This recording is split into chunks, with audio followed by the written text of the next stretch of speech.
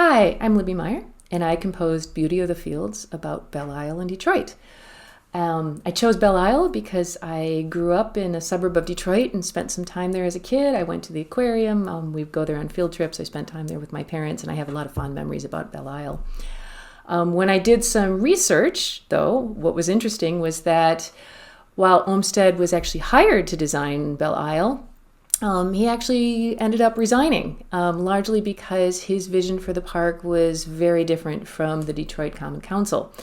They were more interested in focusing on infrastructure, and he really wanted to focus on what he called the character of the existing wood. He wanted to create a place that was serene and beautiful and contemplative, that allowed people from Detroit to sort of be in a beautiful sort of green space. And so it left the question to me was, so did Olmsted have any influence over the design? And actually he did. And 150 years later, it seems that some of those ideas about his design are actually coming to fruition with Belle Isle now. So a few years back, the Michigan Garden Club contacted the great Dutch garden designer Piet Olaf and sent him a love letter from Detroit and asked him if he would design a garden on Belle Isle, and he graciously said yes.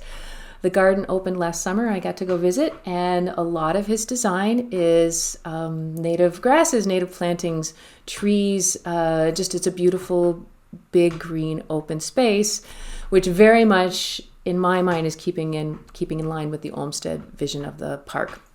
So when I was composing this piece, my mind immediately went to flowers. And so the piece is in 3 small movements or sections, each based on a flower.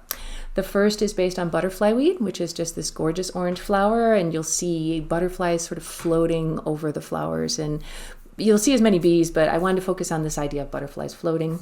The second movement is common milkweed. Common milkweed, we all know, is vital for the survival of the ever-disappearing monarch butterfly, but it also attracts bees and other kinds of butterflies. It attracts hummingbirds. If you've ever had the great fortune of standing in a large field of milkweed, the first thing you'll notice is the scent is intoxicating. I always say if heaven had a scent, it would be milkweed.